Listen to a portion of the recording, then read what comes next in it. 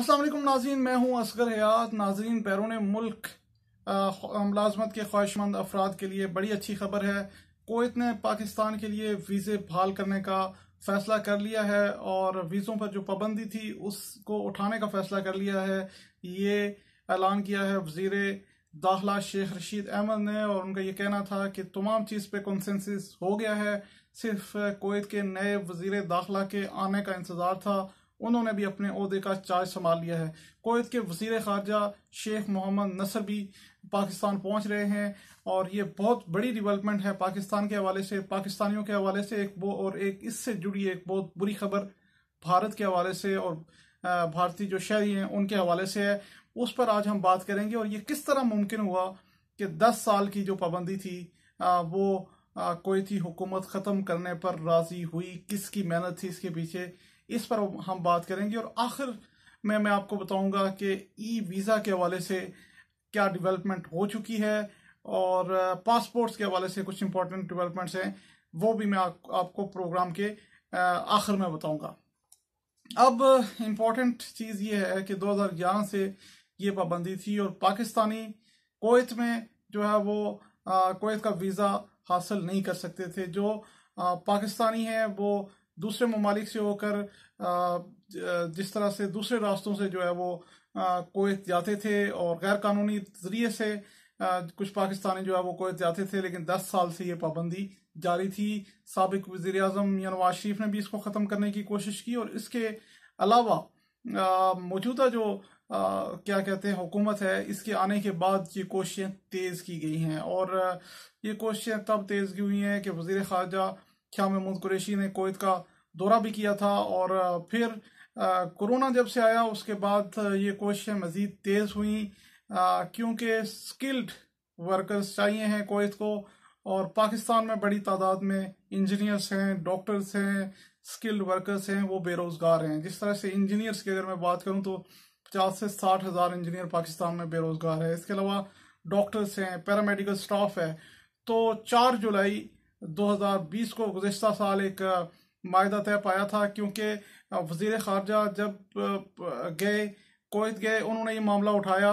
इसके अलावा मुख्तलिफ फोरम्स पर जब कुवैत के साथ डायलॉग होता रहा तो ये मामला पाकिस्तान उठाता रहा। वज़ीर आज़म इमरान खान की खुसूसी हदायत पर शाह महमूद कुरैशी ने मुतअद्दिद बार ये मामला जो है वो कुवैती हुक्काम के साथ उठाया और फिर जुल्फ़ी बुखारी भी बैकडोर राब्ते में रहे कुवैती वज़रा के साथ। और जब कुवैत ने टेक्निकल और पैरामेडिकल स्टाफ के हवाले से बात की तो फौरी तौर पर वज़ारत ओवरसीज़ पाकिस्तानी ने इसकी हामी भरी और 4 जुलाई को एक मायदा तय पाया, जिसके तहत पैरामेडिकल स्टाफ, डॉक्टर, नर्सेज जो है वो कुवैत भिजवाने का जो है वो फैसला किया गया और इस मायदे का ऐलान किया गया। इस मायदे पर दस्तखत किए गए और 22 अक्टूबर 2020 को पहली जो खेप थी वो पाकिस्तान से रवाना हुई। जुल्फ़ी बुखारी ने बाकायदा एक जो डॉक्टर्स थे, नर्सेज थी, पैरामेडिकल स्टाफ था, उनके साथ मीटिंग की रुखसत करने से कबल और उनको बताया कि पाकिस्तान के तुर्की के साथ ताल्लुकात किस अहमियत के हामिल हैं और पाकिस्तानियों के लिए जो पाबंदी है, ये लोग अगर जाके वहाँ मेहनत से लगन से काम करेंगे तो ये पाबंदी उठ सकती है। जो नवंबर में OIC का इजलास हुआ और वज़ीर ख़ारजा शाह महमूद कुरैशी ने साइडलाइन में तुर्की वज़ीर ख़ारजा शेख मोहम्मद नसर से मुलाकात की और उनके सामने ये मामला उठाया। जनवरी में तुर्की के नायब वज़ीर ख़ारजा बराए जनूबी एशिया जो है वो पाकिस्तान आए और उन्होंने आकर वज़ीर ख़ारजा शाह महमूद कुरैशी से मुलाकात की और इस पर कंसेंसस किया कि पाकिस्तानियों के जो वीज़े हैं उन पर पाबंदी जो है वो उठा ली जाएगी।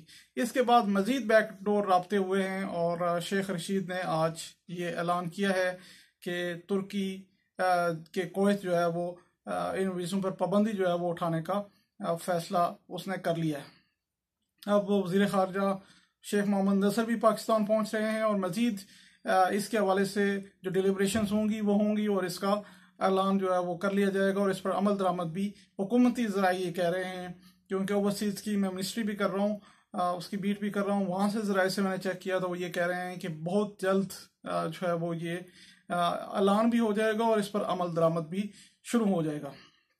अब सिलसिला ये है कि भारतीयों के हवाले से इसमें बुरी खबर किस तरह है कि अभी पाकिस्तानी जो वहाँ पर काम कर रहे हैं कुवैत में, वो तकरीबन 1.5 लाख पाकिस्तानी है। और वो जिस तरह से मैंने जिक्र किया कि कुछ पहले से मौजूद थे 2011 से, और कुछ गैर कानूनी तरीके से तुर्की जो है वो उनको जाना पड़ा क्योंकि वीज़े पर पाबंदी थी।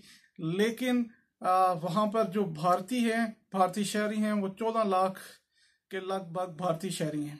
लेकिन कोरोना के बाद अब जो नॉन टेक्निकल स्टाफ थी उसकी ज़रूरत जो है वो बड़ी कम हो गई, टेक्निकल स्टाफ की ज़रूरत पड़ गई, इसलिए कुवैत ने पाकिस्तान से रब्ता किया।